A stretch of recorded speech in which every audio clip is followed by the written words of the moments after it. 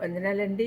ఈరోజు ఆగస్టు 27 తీర్పు తీర్చకుడి అని ఒక గొప్ప ఆజ్ఞ మనకు దేవుడిచ్చాడు. దాన్ని జ్ఞాపకం చేసుకుందాం. మత్తయి 7:1-2 వచనాల్లో యేసుప్రభు చెప్తున్న మాటలు. మీరు తీర్పు తీర్చకుడి, అప్పుడు మిమ్మును గురించి తీర్పు తీర్చబడదు. మీరు తీర్పు తీర్చు చొప్పునే మిమ్మును గురిచియు తీర్పు తీర్చబడును. ఇతరులను తీర్పు తీర్చుటకు బదులు మన సొంత ఉద్దేశాలు, నడవడి గురించి పరీక్షించుకొనండి అని యేసుప్రభు చెప్తూ ఉన్నాడు. సాధారణంగా ఇతరుల లక్షణాలలో మనకు నచ్చనివి చాలా మట్టుకు మనకు నచ్చనివి అయి ఉంటాయి. మనలో మార్చుకోలేని అలవాట్లు, నడవడి ఇతరులలో మార్చాలని ఆలోచిస్తూ ఉంటాం. మన తప్పులు దాచుకొని అవే తప్పులు ఇతరులలో ఎత్తి చూపించుట సులభము అని మనం భావిస్తున్నాము. ఇతరులను తప్పు పట్టేందుకు సిద్ధపడినప్పుడు మొదటిగా అది నీకు వర్తిస్తుందా అని ఆలోచించుకోవాలి. ముందు నిన్ను నీవు పరీక్షించుకొని ఆ తర్వాత ఇతరుల వైపు చూడాలి. యోబు స్నేహితులు యోబు జీవితంలో జరిగిన సంగతులు విన్న తర్వాత యోబును అతని శ్రమలు, దుఃఖంలో ఓదార్చే ఉద్దేశంతో అతని యుద్ధకు వచ్చారు. అయితే ఓదార్చే పని చేయకుండా అతన్ని తప్పుపట్టే పని చేస్తూ ఉన్నారు. అన్యాయంగా అతనితో కఠినంగా మాట్లాడారు. తాను చేసిన తప్పుల వల్లనే దేవుడు ఈ విధంగా చేస్తున్నాడు అన్నారు. జోఫర్ ఎంత దూరం వెళ్ళాడంటే, నీ దోషంలో అధిక భాగము దేవుడు మర్చిపోయాడు,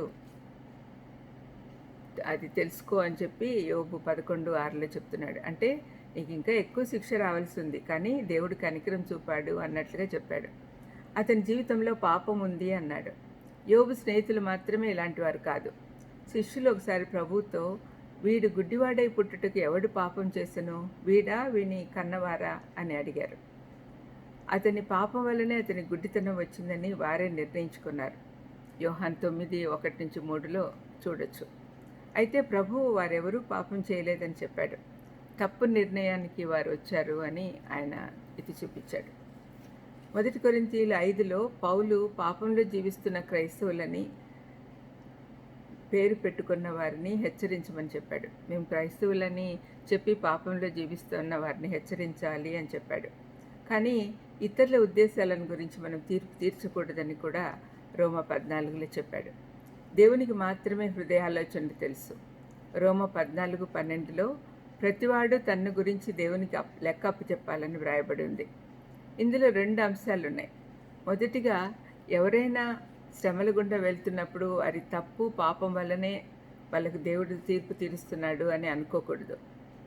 దేవుడు తన పిల్లలతో వివిధ రకాలుగా నిర్ణయాలు తీసుకుంటాడు. ఆయన ఒక్కొక్కరిని డిఫరెంట్గా డీల్ చేస్తాడు. వారి పట్ల తీర్పు తీర్చకుండా వారి కొరకు ప్రార్థిద్దాం. రెండవదిగా, ఇతరులు మనల్ని సరిగ్గానో తప్పుగానో తీర్పు తీర్చి ఉంటే మనం దేవునికి మనల్ని మనం అప్పగించుకోవాలి. ఆయనకి ఇష్టలుగా ఉండుట కొరకై ఆయన చిత్త ప్రకారం జీవించాలి. ఇతరులను సంతోషపెట్టాలనుకోకుండా దేవుణ్ణి మాత్రమే సంతోషపెట్టాలని నిర్ణయించుకుందాం. ఇతరులకు తీర్పు తీర్చుటకు త్వరపడక మనల్ని మనం తీర్పు తీర్చుకుంటే మనం దేవునికి ఇష్టలుగా ఉంటాం. ప్రార్థన చేసుకుందాం. దయమైడా యేసునాయనా, ఈరోజు మేము విన్న ఇన్స్ట్రక్షన్స్ మా జీవితంలో పాటించడానికి సహాయం చేయమని యేసుక్రీస్తు నామమున వేడుకొంచున్నాను తండ్రి. ఆమేన్. God bless you.